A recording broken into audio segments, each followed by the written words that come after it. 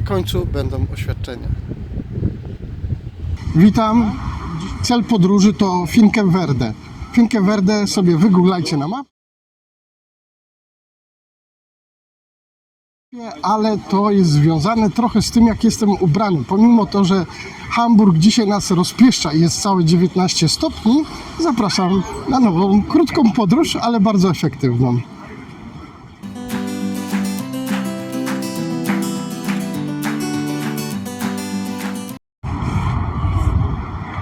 Landungsbrücken, moje ulubione ze względu na ilość schodów, których tutaj zastosowali, ale Maciek ma swoje skróty, mogę chodzić tutaj na luzach. Dlaczego Landungsbrücken? Na Finkenwerder musimy się udać tramwajem wodnym. Tramwaj wodny, właśnie taki jeden stoi tam czerwony. One są oznaczone numerami od 61 bodajże do 74 albo 5. Słuchajcie, jak z nich korzystać? W bardzo prosty sposób. Bierzecie sobie, otwieracie mapę Google'a, włączacie oczywiście online i słuchajcie, te tramwaje są bardzo dokładnie oznaczone, ich szlaki wodne, ich numery. O, tam właśnie kolejny podpływa, tam, o tutaj podpływa ich szlaki, więc no powiedzmy, no nie ma większego problemu. Teraz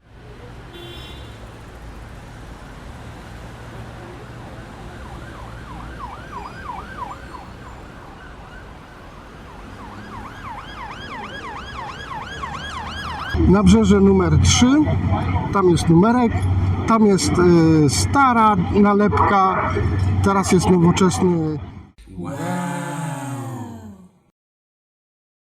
nowoczesny ekran wyświetlający, o której co zaś i tak dalej. O, zaczyna ładnie kołysać, zaraz tego efekt kołysania, to jest właśnie pokład górny. To jest pokład górny. Tutaj jest tam u góry pan, który się bawi całym tym interesem, nas steruje. Tutaj jest nabudówka. Zaczynamy płynąć. Pierwszy przystanek to jest chyba Altona. Wbrew pozorom to nie jest bardzo wolna jednostka, ona potrafi płynąć.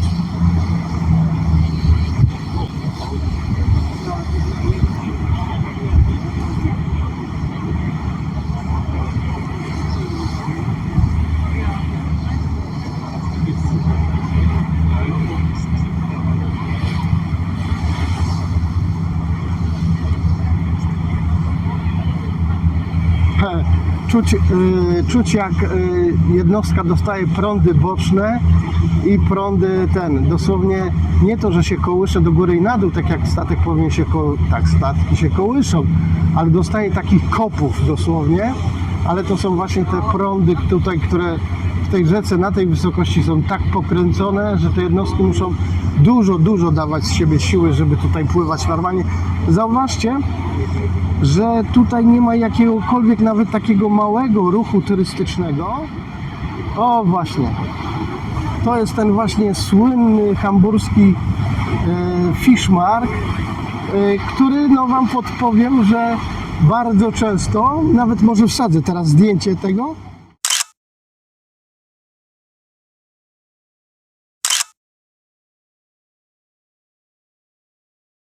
Jak jest fala przybojowa, jeżeli jest tak zwana cofka na rzece w stronę Hamburga i jest wysoki stan wody ze względu, że też napływa dużo wody z nurtem rzeki. Słuchajcie, ten Fischmarkt, on jest regularnie zalany wodą. Naprawdę, on jest regularnie zalany wodą do tego stopnia, że już wam pokazuję, nie w tą stronę, może obrócisz się jeszcze? Obrócisz. O, ja. Dobra. Słuchajcie, te tutaj właśnie parkingi i ulice w koło mają postawione znaki, że jeżeli zignorujesz ostrzeżenia o właśnie wysokiej wodzie, może się okazać, że twój samochód będzie pod wodą. I nie będzie podlegał temu właśnie darmowemu ratowaniu go, będzie trzeba za to jak najbardziej zapłacić, więc tutaj te parkingi to jest taka trochę, trzeba wiedzieć, żeby tu parkować, nie? Tu jest właśnie ten targ rybny, ale tu się świetne imprezy odbywają. I teraz wyobraźcie sobie, że tutaj są oczywiście słupy z oświetleniami i tak dalej, ale to wszystko jest tak przygotowane, że jak przychodzi woda i to zalewa, to tutaj się nic nie dzieje. Te lampy stoją w wodzie i świecą. Po prostu tak tu jest. Często właśnie na tym pomoście, który teraz tutaj minęliśmy po prawej, foki wyłażą się, wygrzewają, a jak się już rybek najadły. Dobra, zwiedzamy dalej Hamburg, bo płyniemy już w stronę Altony. Dlaczego jestem w tej kurce? Ponieważ Maciu wiedział, że będzie wiać, bo znam to. To znaczy jestem odporny na wiatry, ale po prostu lepiej tak, nie? Mógłbym być w jakiejś koszulce, swetrze, ale jeżeli szykujecie się na jakąkolwiek przygodę morską i nawet wiecie o tym, że będzie wiatr, będzie słońce, załóżcie coś takiego. Na serio, uwierzcie mi, pomimo to, że możecie mieć wrażenie, że płyniecie tak jak ja teraz w słońcu, a wiatr daje, pamiętajcie, że wiatr z nadprzeciwka plus prędkość statku to są dwa wiatry razem, więc macie, dajmy na to 20 km, drugie powiedzmy statek pokonuje od jakichś 6 do 8 km na godzinę, czyli zamiast wiaterku 12 km na godzinę macie wiatr prawie 20 na godzinę. To wieje. W takim razie rzeki, który jest lewy, który jest prawy? Proste pytanie? Tak, bardzo proste, ale ludzie nie znają na to odpowiedzi. To jest bardzo proste. Stajemy w taki sposób, żeby rzeka, która płynie, żeby była w kierunku właśnie tam, w którym sobie płynie, a w plecy mamy właśnie przychodzący nurt. I teraz, jeżeli w ten sposób stoimy, to określamy, że to jest właśnie prawy brzeg rzeki i lewy brzeg rzeki. Nawet jak się odwrócimy, że jesteśmy, jakby to powiedzieć, pod prąd, eine Minute. Odwrócimy się pod prąd, to proszę pamiętać, że lewa ręka będzie pokazywała właśnie prawy brzeg rzeki, a prawa ręka będzie pokazywać lewy brzeg rzeki. Tak musicie to pamiętać, bo to jest naturalne, kiedy się poruszamy w dwuwymiarowych warstwach, ale kierunki muszą być stałe, tak? Na przykład północ zawsze będzie tam, a południe będzie tam, obojętnie jak ja będę się kręcił. Dobra.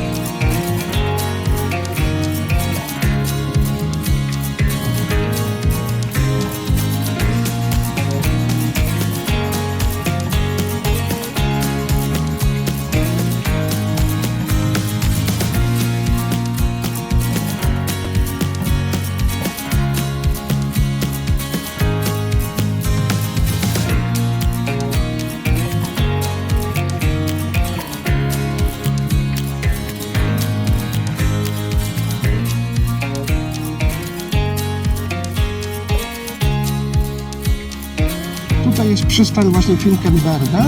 Tutaj przed nami, tutaj przed nami jest Finkenwerder i tutaj właśnie dopłynęliśmy, minęło jakieś pół godziny, tak? Tak, pół godziny minęło i jesteśmy właśnie na Finkenwerder. Dlatego mówiłem, jeżeli chcecie taki zrobić krąg, przepłynąć się po tym statkiem tam i z powrotem, to potrzebujecie jakieś godzinę 15, godzinę 20 minut zarezerwować, bez wysiadania. Ja wysiadam.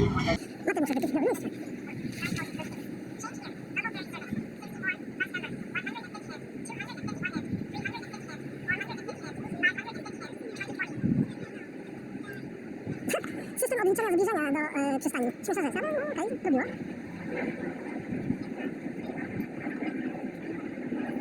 Dobra, przybijamy do przystani, tego procesu już nie muszę pokazywać. Jak widzicie, tutaj ten ruch tych tramwajów wodnych odbywa się cały czas, nieprzerwanie. Naliczyłem, że tu są 4 linie tutaj dopływają. 62 to właśnie ta najdłuższa linia, którą przypłynąłem. 64, 66 i 65. Finkenwerder. Tam się właśnie udam do centrum miasta, tam się napijemy maty, jeżeli takową kupię. Tak to wygląda. Piękny plac, tutaj widokowy na Elbę, port, Blankenese. Dobra, zasuwam. W głównym punkcie skrzyżowania Chicken Grill. Tutaj mamy to tak skrzyżowanie. Stamtąd przeszliśmy z nad przystanku wodnego. Generalnie są 2 kierunki, w których możemy się udać. Tutaj w prawo to jest bardziej ulica prowadząca do domów, mieszkań i tak dalej.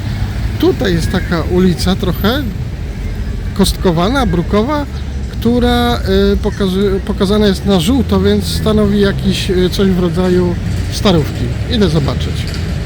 Nie jest to Stade. Znalazłem pierwszy budynek, który wrzucę na zdjęcie, bo zresztą wam zaraz pokażę.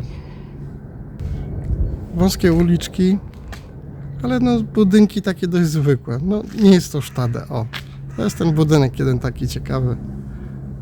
Biuro.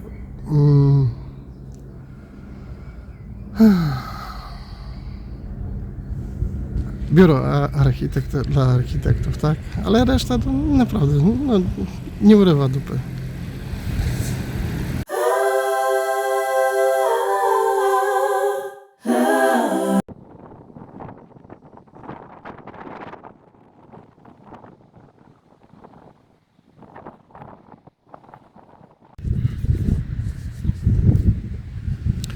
Dobra, jest mata. Zaliczam sobie tą miejscówkę, ale nie ma tu naprawdę nic takiego turystycznego, gdzie można byłoby sobie dojść i coś pozwiedzać. Zwykłe osiedle rozrzucone między wielkimi logistycznymi firmami, z wielkimi placami, z wielkimi budynkami. Tak, rowerowo, dla widoków, tak, jest to fajne miejsce. Tak, żeby uciec w centrum Hamburga, można. Po drodze zwiedziłem całkiem normalne rzeczy, jak fryzjer, kebab. Takie rzeczy, które są po prostu na zwykłym osiedlu. No, wracam do jakiegoś autobusu, dojdę i wracam na prom. I to na dzisiaj by było chyba wszystko. Na promie już nie będę tyle gadał, tylko po prostu szybko nakręcę. Tak.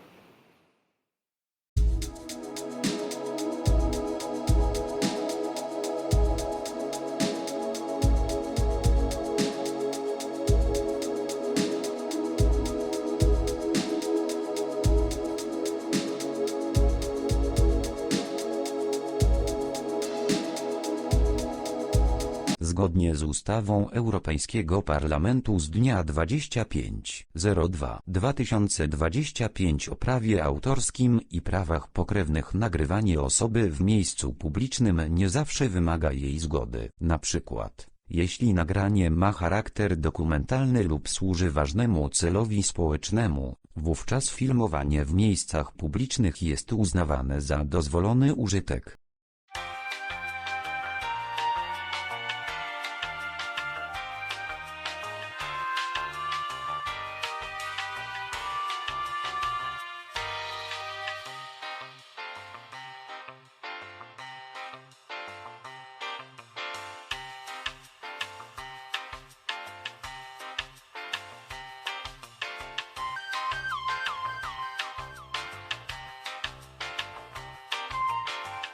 Bo uznają mnie za wariata i mnie wyrzucą mnie do wody.